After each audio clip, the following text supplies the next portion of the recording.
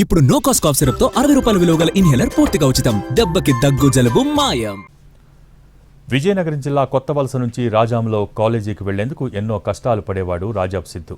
17 కిలోమీటర్ల ప్రయాణానికి ప్రతిరోజు 60 రూపాయలు ఖర్చయ్యేది. దీంతో పాత సైకిల్నే ఎలక్ట్రిక్ సైకిల్గా మార్చాలన్న ఆలోచన చేశాడు. ఈ ఆవిష్కరణకు తోటి విద్యార్థులు, లెక్చరర్ల ప్రశంసలు దక్కాయి. మరిన్ని వివరాలు మా ప్రతినిధి నాయుడు అందిస్తారు.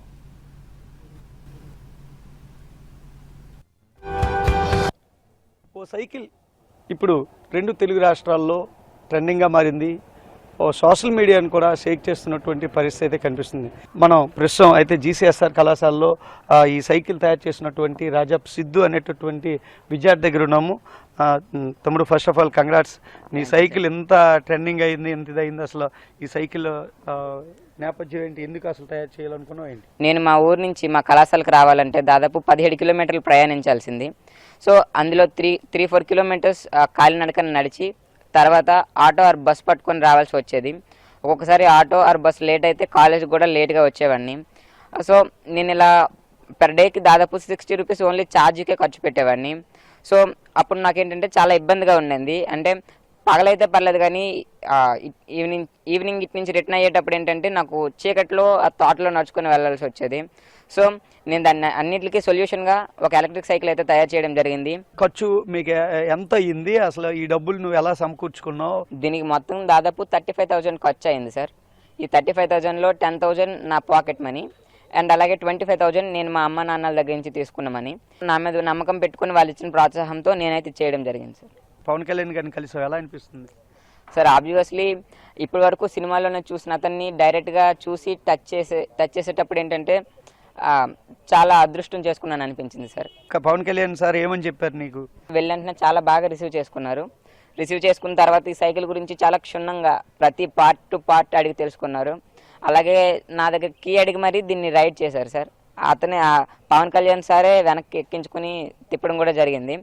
అలాగే ఇంకా ఫ్యూచర్లో ఏమైనా ప్రాజెక్ట్స్ చేస్తావా అని అడిగారు సార్. వాటి గురించి కూడా డీటెయిల్గా చెప్పాను. సో అవి చేయాలనే ప్రోత్సాహంతో నాకు ఒక 1 lakh వరకు ఆర్థిక సహాయం కూడా చేశారు సార్. సార్ మీరు చెప్పండి, ప్రిన్సిపల్ గారు ప్రస్తుతం మనతో పాటు ఉన్నారు, రవీంద్ర గారు. సార్ చెప్పండి, ఎలా అనిపిస్తుంది? మీరు కూడా మొన్న బాబుని తీసుకొని విద్యార్థిని తీసుకొని వెళ్ళారు, ఎలా అనిపించింది? ఏం చేయాలి? ఈ సైకిల్ తయారు చేసిన తర్వాత ఇది సోషల్ మీడియాలో బాగా పాపులర్ అయ్యింది. పాపులర్ అయిన తర్వాత ఇది డిప్యూటీ సీఎం అయినటువంటి శ్రీ కొనిదెల పవన్ కళ్యాణ్ గారు చూసి ఆయన తన కార్యాలయానికి ఈ అబ్బాయిని పిలిపించుకోవడం జరిగింది. సో నిన్నను మేము ఆయన కార్యాలయానికి వెళ్ళి అక్కడ పవన్ కళ్యాణ్ గారితో చాలా సేపు ముచ్చటించడం జరిగింది.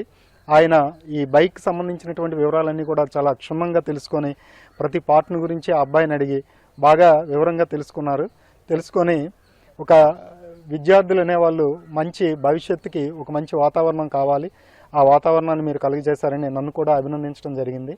సో అంతేకాకుండా ఈయనకి 1,00,000 రూపాయల వరకు ఆర్థిక సహాయం కూడా చేశారు.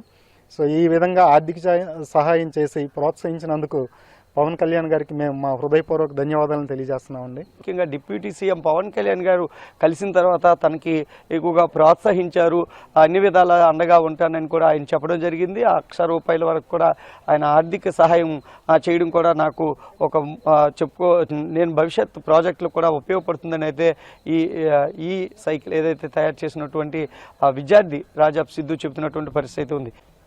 కెమెరా పర్సన్ సురేష్తో విఎస్ నాయుడు, ఎన్టీవీ.